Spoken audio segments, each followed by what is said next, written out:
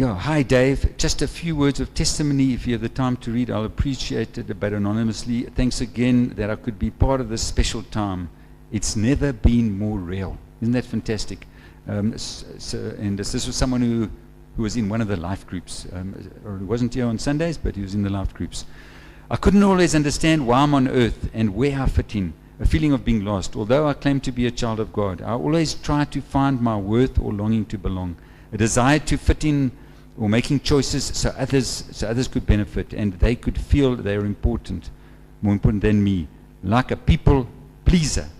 Until after these few weeks, being so close in the Word, in a life group, and realizing that my purpose here on earth is absolutely just for Jesus and not myself. It may take me a lifetime to realize why, but through this process, I've never felt more I belong, and that He wants to work through me.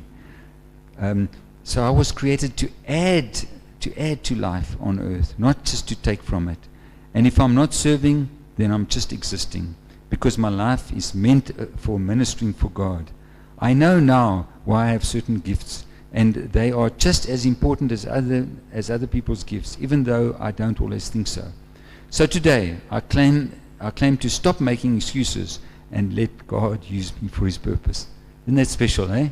Isn't that special? Okay, so now, who's up first? The floor is open. Amy. Yeah.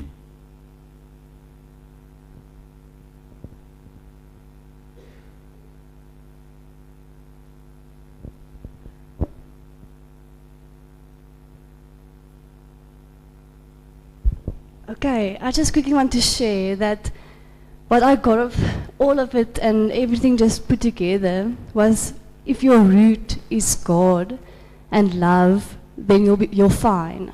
So if your root is God, then you'll be fine. Actually, drew it, it's very ugly. But if your root was God and you grow and you want to do all these things in your life, if you wanted to be successful in your business, that will just be a branch. If it doesn't work out, the branch is broken, but your root is still God. Where if your root was success and your business doesn't work out, then you have to start all over again. And I think just that really stood out for me, that anything in life you're going to have struggles just to humble you or just to let you know you still need God. But if your root is still God, you still have the opportunity to grow, that if your root was something else, you'll have to start all over again. And then just the second thing I want to say is about temptation, just when to step in and when to back away. It was, for me, it really stood out that we are all in different stages in our faith in life. And if you go somewhere and there is temptation and you feel like your faith is being tested, then your spirit is being tested, then you must step back. If you feel you can't handle it, then step away from the temptation. But when you feel like your spirit isn't influenced by the bad and the sin happening around you, that is when you have to stand strong and step in, because your spirit is strong enough to handle that, and you being able to handle that will show others your example and how you handle the sin and the things around you. So I just wanted to share that, when to step in and when to step out. Wonderful, thanks. Thanks, Amy. I had a conversation today with Amy yesterday, and I was struck. Amy grew up or in front of us so all the years, and I was just struck by this young girl, I always regard as a young girl, is suddenly a mature young lady, strong in the Lord. And it's a great blessing to see that. Amen. And I just realized, so even just the things that she said, how much she's grabbed hold of the principles in this book as well. And so that's fantastic. Thank you, Amy. Next one, who's up?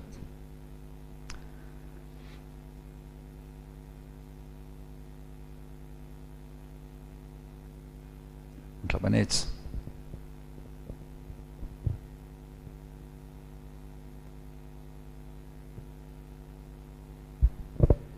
Greetings, beautiful people. I just said, let me just go so that when they say next, Uncle Dave won't look at me. He will know that I'm already done. So that's a friendly advice. When I finish, just come. You know that you are done. I think for me, what stood up for me, I shared it with, I will start it from there. I shared it with the leadership. It was the issue of we have, within the body of Christ, we have the part of belonging, which Amy, the testimony which Uncle Dave read, talked about, and we have the believing, and we have the behaving. But what is more important, because all those three things are important within the body of Christ, but what is more important is becoming, because we need to become like Christ. Belonging is good. We are belonging. This is belonging. Behaving is good because it separates us from those who not believe in Christ. It's good. And behaving also is good. But becoming, that's the root that Amy was talking about. Becoming needs to be the goal, because we need to become like Christ. So on the book, it talks about the Holy Spirit. He's the one who do the character development. It's not within our own strength, because most of the time we want to be like Christ. We are based on our behavior to say, I cannot do this, I'm a Christian. But actually it's not out of your will, out of your strength. It is by the Holy Spirit, which is the root that Amy was talking about. That if something doesn't work out, you cut it and then it's done. But the root will continue to give the tree the fruit, the nutrients and everything for another branch to come. So it is through the Holy Spirit that we become like Christ. Not our will, not our year-end goals and everything. It is through Christ. So, but the other thing that I wanted just to add on that, it is that Amy was talking about temptation, when to go in and when to go out. And I asked the Lord to say, but why the focus on character?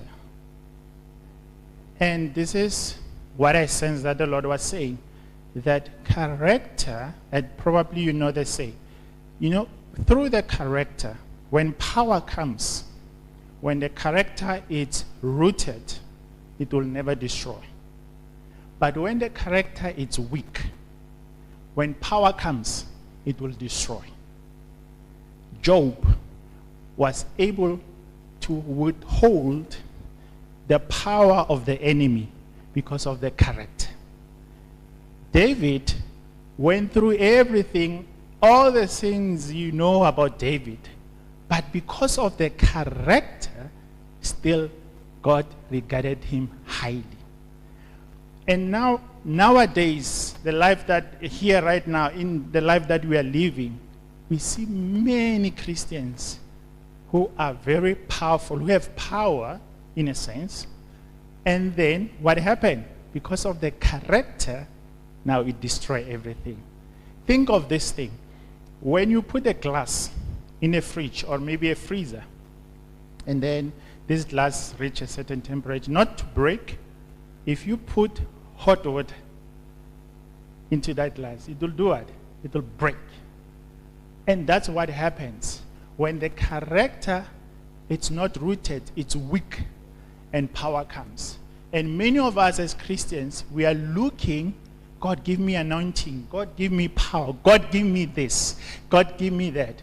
God wants us to give us all those things because he has created us for all those good things. But when the heaviness of that thing comes and the character is not fully developed, it will destroy you. Just like a say of, oh, money changes people. when that too much money comes and the character is not rooted, it will destroy you. When I want to be, I'll use simple words like people want to be famous. When fame comes and your character is not strong, it will destroy you. So that's what I felt that God was saying, to say, hence he focused on character. All good things, God have prepared it for us to have John 10:10, abundant life. But to receive the abundant life on earth, right here, right now, character needs to be rooted. Amen. Very good. Yo, thanks on Rabanets. Very powerful stuff there. Lodewijk.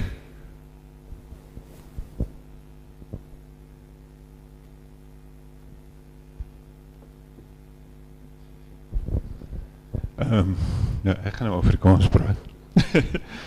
Jong, ek ons het hierdie boek gedoen in 1998, toe ek nog aan Volksrus was.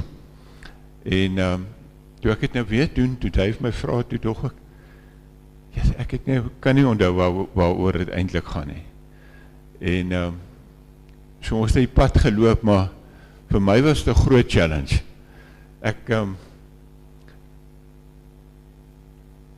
Jy weet baie goed. Jy weet eintlik alles wat jy, maar ergens mis ek het. En so dit het my gechallenge oor, hier staan dit geskryf. Ek lees hierdie woord. Maar hoekom doen ek dit nie? Hoekom leef ek dit nie?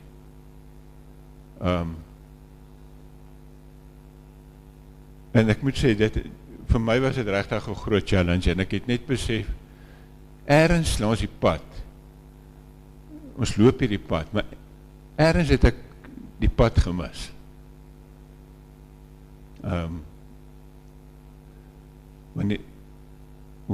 Ek wil dit so stel, want elkeen van ons is uniek. Elke mens op hierdie aarde is uniek. God het jou gemaak. Daar is niemand soos jy nie. Maar tog wil ek my partymal vergelyk met iemand anders. Ek wil soos iemand anders te wees. Ek wil doen wat 'n ander ou doen, maar dit werk nie so nie. Ek is uniek. Die pad wat ek loop is vir my daar nie. En ek het, as ek jou my storie moet vertel, al die goed wat ek al geloop het en deurgegaan het en alles, dan verstaan jy dit nie. Maar tog, as ek gaan stil word en ek dink, dan besef ek, Here, U het my op hierdie pad gesit met 'n spesifieke doel. Ergens het ek iemand bereik toe ek daar was. Ergens het ek iemand aangeraak toe ek daar was. En dan begin die prentjie verander. Die ander ding wat ek vanoggend vir my, ek het nou die laaste les het ek nou in 3 dae opgedeel. En vanoggend toe sit ek oor, dink, ons is baie keer, Here, kom net. U teenwoordigheid, laat ek, ons sê, Here, U is welkom in ons midde. En ek, so die Heilige Gees het vir my sê, maar daar staan, waar 2 of 3 in sy naam is, daar is hy. So, ons hoef hom nie te vra om te kom, die woord sê, hy is hier in ons midde volgend. En ons moet dit, weet nie, ons moet dit, hy is hier. Ons hoef nie om te vra om te kom nie. As ons in sy naam is hy hier in ons teenwoordigheid. Nee, daar is baie goed wat ek moet gaan deurwerk en besef, my lewe is nie in lyn wat God se woord sê nie. En ek het vir my so uitgeskryf dat ek moet in lyn kom met wat sy plan vir my lewe is. En dan, baie keer verstaan jy nie, hoekom doen jy dit, maar eintlik maak nie saak wat jy doen in die lewe nie. Dit is oor waar jy is, moet jy sy lig wees. Daar waar jy is, maak nie saak waar jy is nie. Jy kan op 'n slegte plek wees, jy kan 'n werk hê wat jy nie, maar ons moet die lig wees daar waar ons is. Ek moet 'n verskil maak daar waar ek is. Dit is my doel. So, maar ek het 'n skrif wat ek vir julle wil gee wat julle moet gaan dink oor. Dis in Romeine 8 vers 11.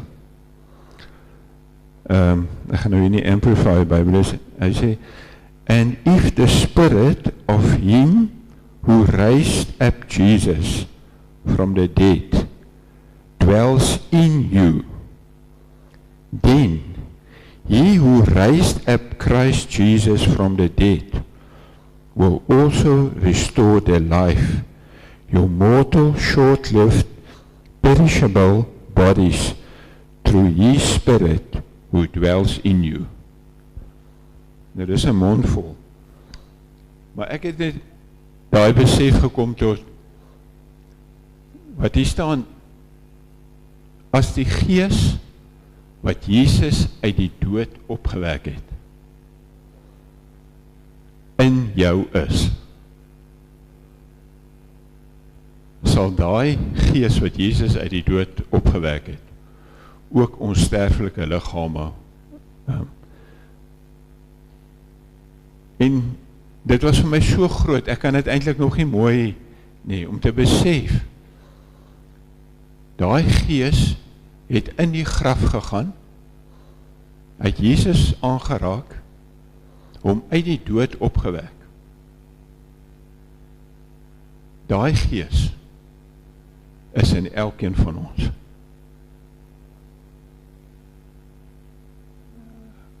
Om dit net 'n bietjie gaan dink jy daaroor. Met ander woorde, geen siekte kan eintlik in jou liggaam bestaan nie. Daai Gees is groter as enige iets anderste. En ons moet dit toelaat, want as ons dit in ons lewe begin herken en toelaat, en dit is wat ek sê, die mense daar buite nodig het.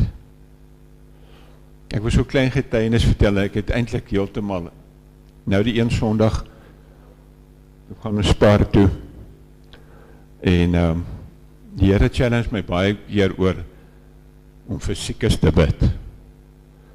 En baie keer dan dink ek, Here, gee my geleentheid, om vir iemand te bid. En daar op die hoek by die apteek, toe ek daar, staan ek daar en hier kom 'n man met krikke en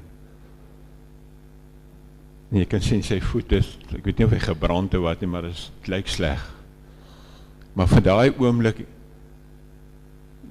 kon ek nie. En toe ek by die huis kom, toe sit net hierdie challenge wat die Heilige Gees vir my sê, maar jy het die geleentheid gehad vandag om vir daai persoon te bid. Ek het hom op jou pad gebring, maar jy het nie. En dis die goed wat die Here my die laaste tyd met challenge is. Doen wat hierdie woord sê. Dit help nie ons sê die woord, ons het alles, maar ons doen dit nie.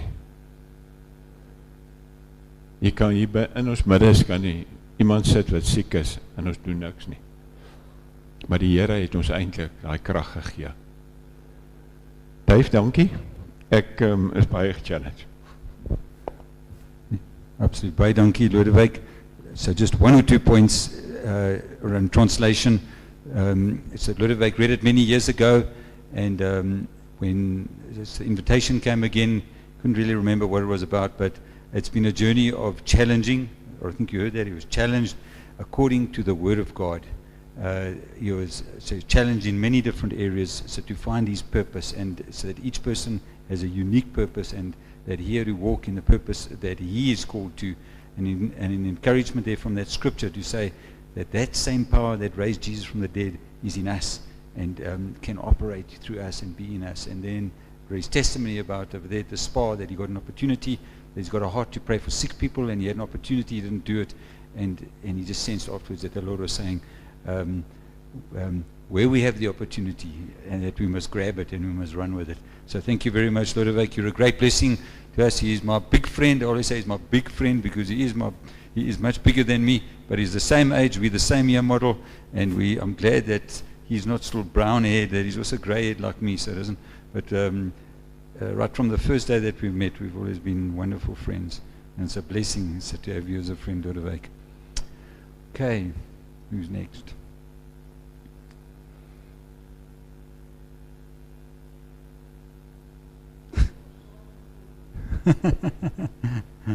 Hulle wag vir jou, Tinus.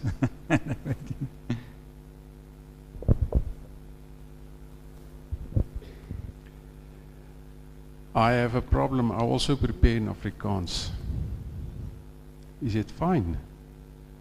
I see it like this. Okay. Yeah, about this book, it was great, and I want to thank Dave for leading us as church in walking through this 40-day and all the organizing. Thanks a lot, Dave, for what you did and for the blessing for everyone. Just a moment.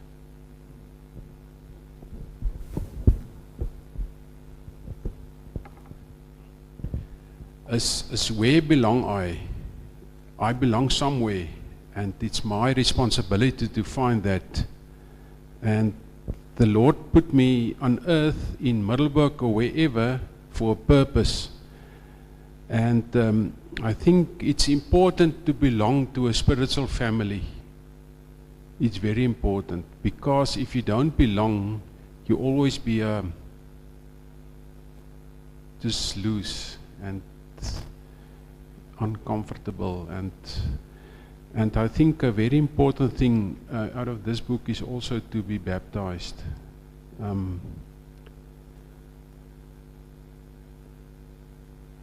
It's scripture. That's what the word says. I just think about is it Philippus was driving on with a cart, and when that guy realized it, they just stopped, and he was baptized next to the road. I don't think we must complicate things. The word is simple, and we must live it simple in faith. And as the previous people said, things will happen. And I think life is about love, the love of the Lord Jesus. If we live that love, you can't, common sense can't describe the love of Jesus. It's just different. And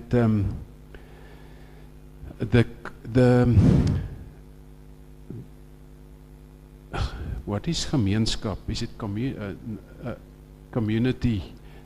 Yeah, fellowship ask toewyding, commitment. To have fellowship, it asks commitment, and we need the Holy Spirit for that. I think somebody shared it here. We created to be like Jesus Christ. He's our perfect model, and that's why John 14 verse 6 says that Jesus Christ is the way, He's the life, and He's the truth. And nobody comes to the Father without Him. And we need to grow. We need to grow as believers. We can't be at the same place as last year or the beginning of the year. If you plant any plant, a pit, or what do you call it? A maize plant, you put in the pit in the soil and you water it, you put it in the sun and there's heat, things change. But if those things are not present, it won't grow. And in our life as believers, we need to grow. We need the word, we need to pray, we need to be obedient, and we need to be salt to grow. Therefore, every day,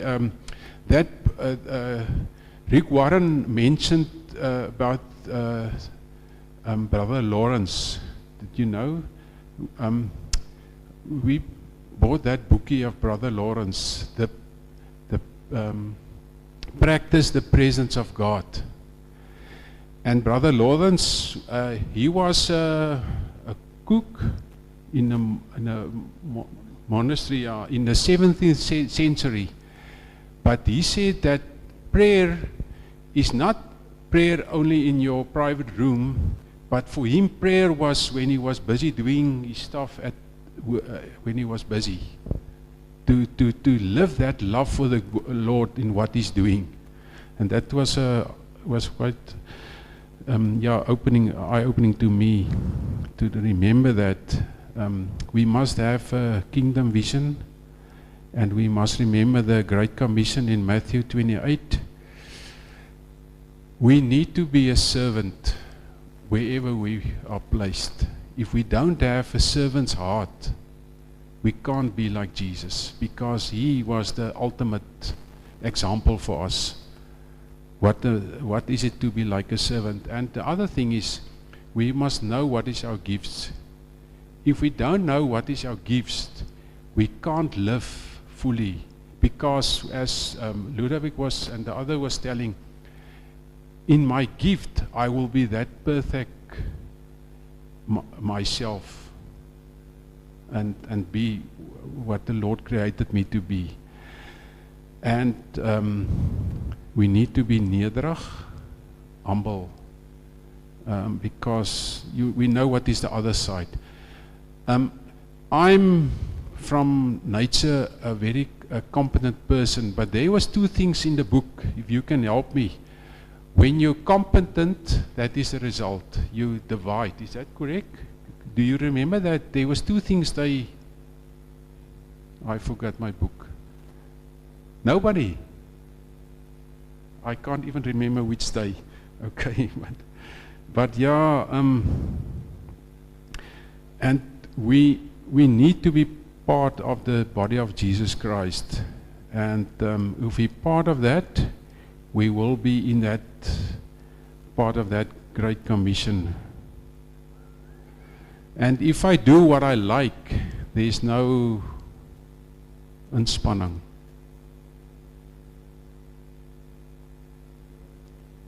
Ja, wanneer ek doen waarvoor ek lief is, hoef niemand jou te motiveer nie. And service starts in my mind. Service, if I saw something, I believe it, somebody once tell me that the Holy Spirit, how does it speaks to me? Through my mind. So if he tells me, listen, there's a problem, there's somebody with a problem, or there's chairs that need to be moved, I see it, I think it, but I do nothing. We must be alert. And okay, and we must be a offer unselfishly for the Lord. And one of those days was about when I'm weak, I'm strong. I think it's in 2 Corinthians chapter 12. Paul also said, when I'm weak, I'm strong. We all have weaknesses. There's nobody here without weaknesses. If we very honest with ourselves, and I just this morning got the example of look in the mirror, and I see myself in the mirror, and that is the person I can't lie to. And I have weaknesses, but if I acknowledge my weaknesses and tell the Lord, I need Him, He will use me. And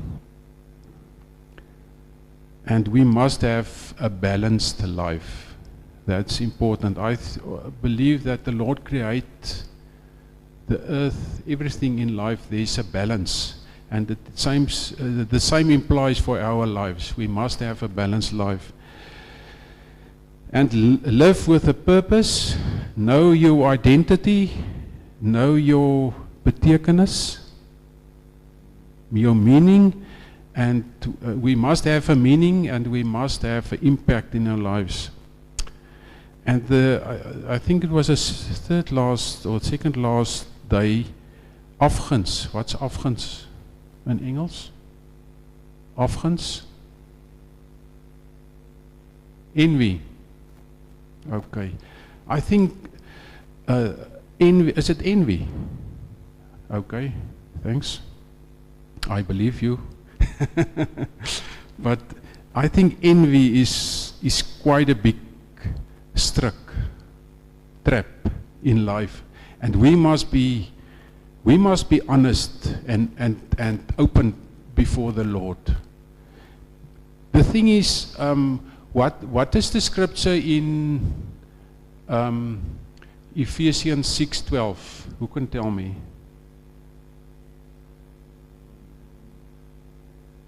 Yeah, just before that. Our struggle is not against flesh and blood, but against all the principalities of this world. We must be alert, and that's why I said, put the mirror in front of myself. I know my challenges. I know when I'm wrong. And sometimes when I'm wrong, because of my competent personality, sometimes I want to tell my wife, that is the way. You don't acknowledge me. Yeah, but that is true. We must be open and honest, and the Lord will do what He needs to do. And it's only through the love of the Lord Jesus. And the other thing is, bless people in the name of the Lord Jesus, where you got a battle, where the enemy wants to. Bless that person, bless the one you have a struggle with, because that will do the breakthrough and the love of the Lord Jesus will come in. And that the last was about geluk. No, geluk in die lewe. Joy is a choice.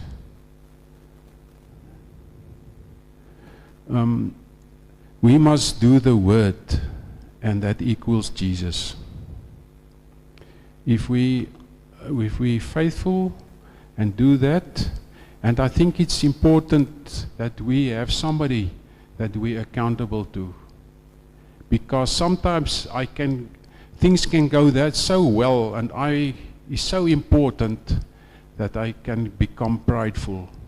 So we must be alert and stay in the word. And yeah, thank you, Dave. Thanks very much, Tinus. I'm just going to read one of the other ones. If you got the next one over there, Jan. All right, a very special book addressing Kingdom Walk and the heart of God for me and the body of Christ. I was touched by the teachings on worship, forgiveness, and envy. The teachings forced me to dig deeper, down to the roots of the issues in my life. It took me back to my childhood and brought understanding and forgiveness. Day 12 challenged me to burn my Sudoku book and spend more time with my Creator. Isn't that special, eh? Practical steps. Very practical steps. Puleng, Gay.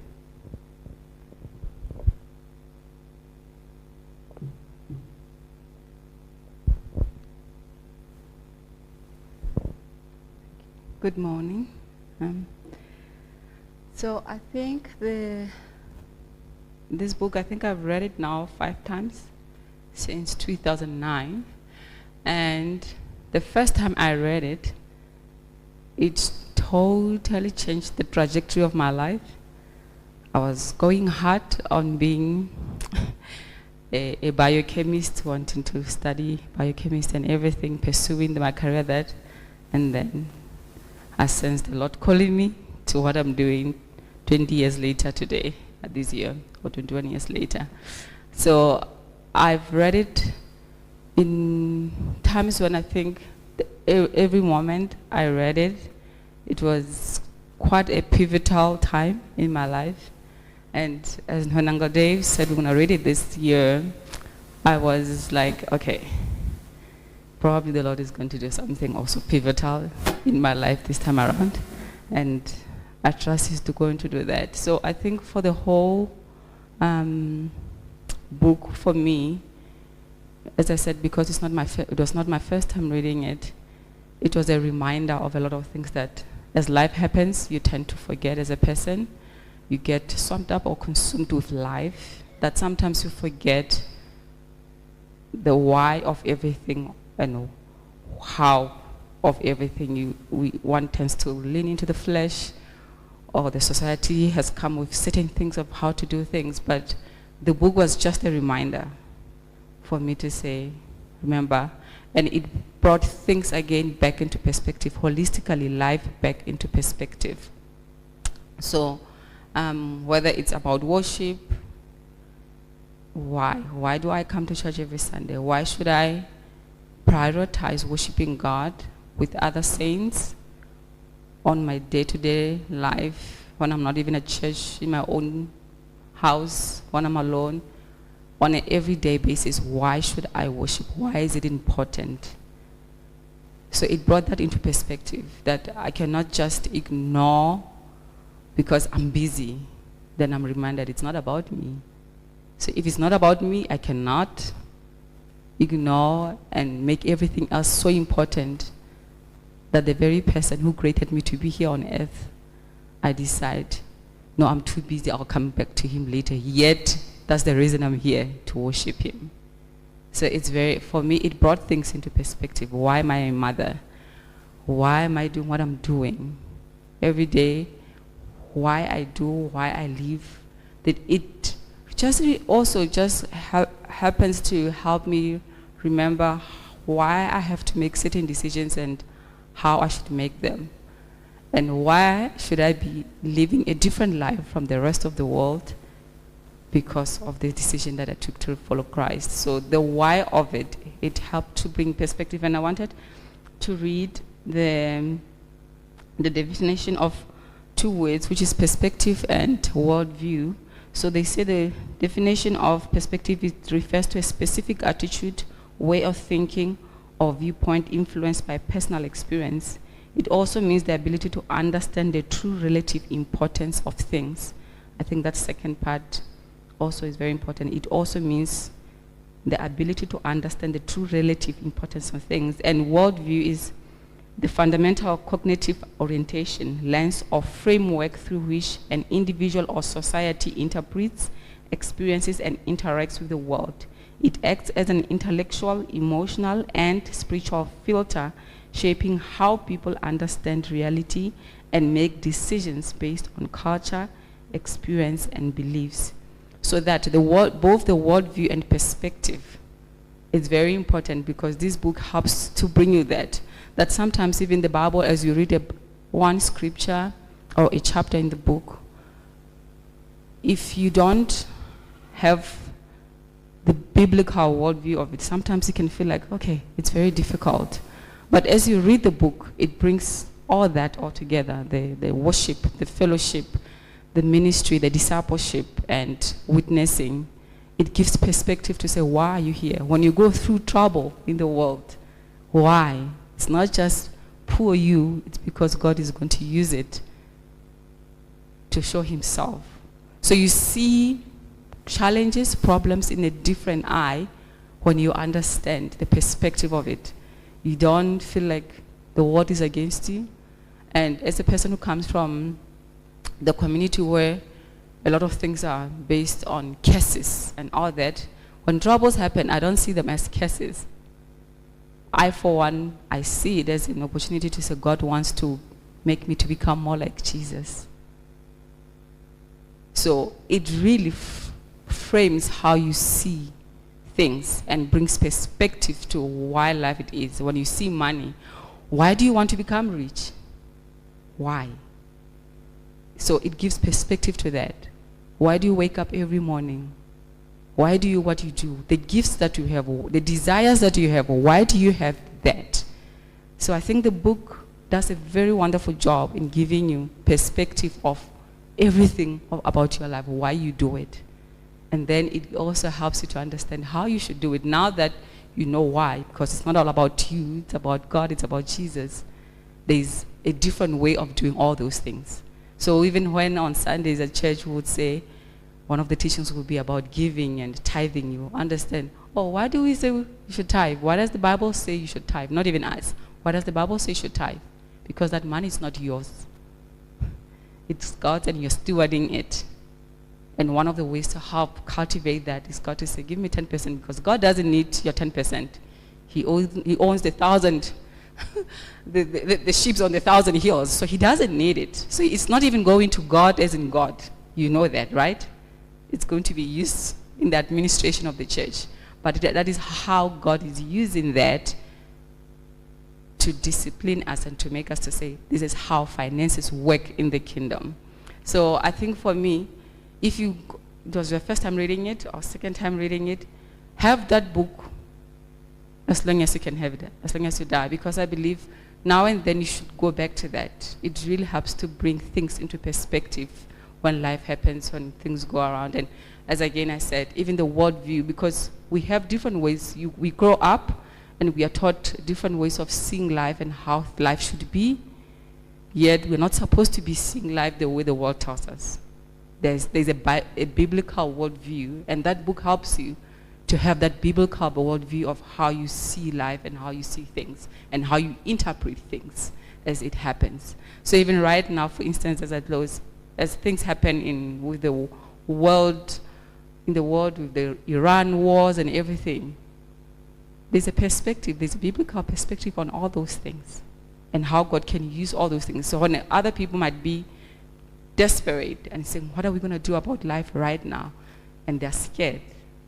As a child of God who reads the Bible and have this book to help give you that perspective, you're able to say, okay, what is my job here is to pray for the people all over.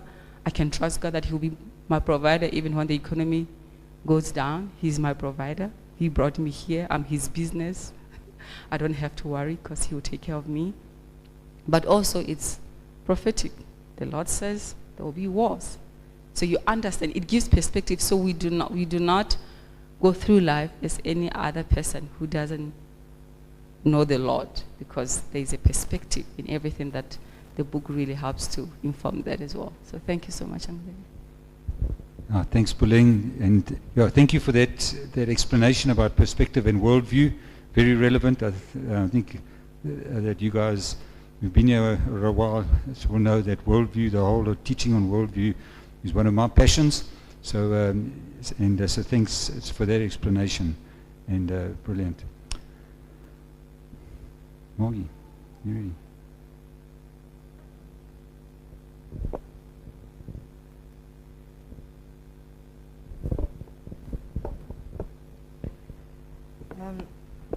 Yeah, I've really been touched by this book. I have read it before, but I think every time you read it, there's always something different in it that, stands out for you. So I'm definitely going to take a week at a time and go through this book again because it's so amazing.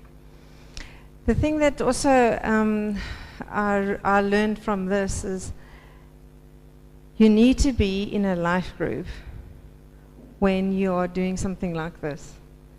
Yeah, you should be in a life group anyway, but I just found that, we had about six or seven people that just joined us for the life group for this occasion, and it was such a blessing. It was such a blessing, And I do need to honor our leader, who is Alvain and Vanda, for the great job that they did, you know, with the book and, you know, everything that they did for us. The one thing that I did also find with this book is, and I implement it quite often, is if I'm thinking something that I probably shouldn't be, or if something's tripping me up, and he said it in the book, change your perspective. And I do that on a regular basis. Because as soon as you've changed your perspective as a person, I'm a very positive person, but then I also have my doubts. And then I quickly say, no, I'm sorry. And I change my perspective. Change your way of thinking.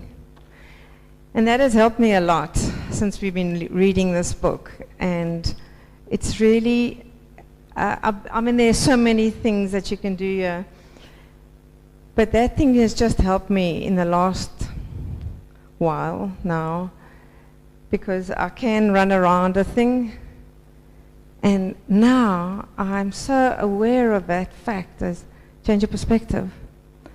And so I just want to encourage you guys, if you come up with probably a negative thought, or you're struggling with something, turn around and change. I actually physically do this, and I turn around, because I just can't go back to where we were. And so, yeah. But it's really a good book, and for me, I'm going to take it one chapter per week. And I want to get it in my head. Yes, you can't remember everything, but I want more. A week was like, it's just too short for me. So, so I just want to encourage you. We've read it now. We can reread it. And if you need to get in a group, do that also. But reread this book. It's the most wonderful book. Okay, thank you.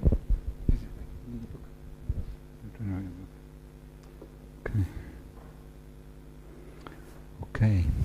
Naomi.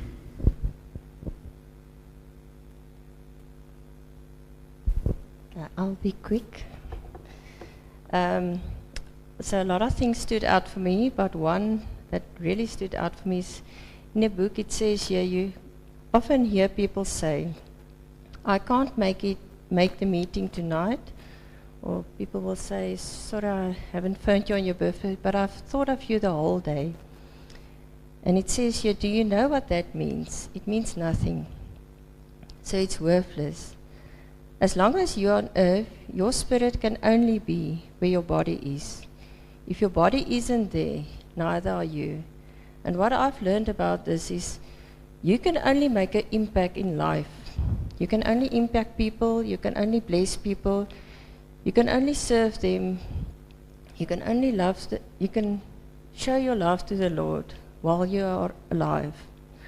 So while we are alive on this earth, we have an obligation to, is obligation the right word? To love people, to serve people, to love our Lord, to make an impact in life. When our time on earth is gone, people will just only think about us. But what will they think about us? What is the memories that they will remember about us? You can phone that people, drink coffee with them, make time for people. Yes. Amen. Thank you, Naomi. Thank you. So one of the things that we said about this book is that it's balanced. And I think numerous people have touched on that, how Rarti touches all the different areas of our lives, and that it gives us an opportunity in our own lives to see where our balance isn't quite right, and to give more attention in those areas where we see there's a little bit of a lack. Not so. And but that applies to us as a church as well. Okay, that we must look at ourselves and see where is there maybe a little bit of a lack of a balance. And so we've discussed it as the leadership as well. And I think that you all know, or if I must ask, what's our strongest point out of the 5? Fellowship. We're very good at that. So if you haven't experienced that, well, so then you need to be part of a life group, or you need to come and join us for tea and coffee afterwards upstairs. You'll experience that. And but if I had to ask you, what's the area that you think that as a church, that out of those 5 purposes, right? And just to say that we've put this all up here. And if you see, that's our vision of Middleburg Family Church, a family demonstrating the love, unity, and purposes of Jesus Christ. So those purposes, they relate to those 5 there. And so it's there in front of you all the time, and we can't forget it. But if I must ask, which of those 5 purposes do you think we as Middleburg Family Church maybe need to give a bit more attention to? What will you say? Okay, discipleship. Yes, please. Evangelism. Okay. Yeah. So evangelism is one of the things. I just want to read you, so I did say that I'd read these anonymously, but you'll see from what he said that it comes from Christoph. If you just go to the next one. Okay. So he says, last week I could share my testimony about how God worked in my life through missions. In the book we read about how missions gives meaning to your life. In the life group last Wednesday, there's some questions came about my testimony, and I could share about the immeasurable joy it gives to bring people closer and even to Christ. While telling about this, it struck me that God is so great. He asks us to go out and do missions. When we go over our own fears and obey, God gives a big blessing, and joy also comes into our own life. He gives so much. Actually, most of how our life looks at the moment is through these mission-based blessings of God. While we read and talk about mission, I want to leave you, and especially the men, with a challenge. From 1st until the 3rd of May, there is a Mighty Men Conference in Craddock. And if we as men from church could go there and bring others to this, it would be a great mission.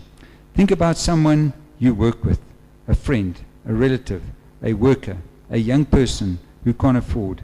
Pray for him and ask him to come along. Be a blessing to someone and be blessed. So Christoph and Corin are missionaries. They've come from Belgium. They have been sent here.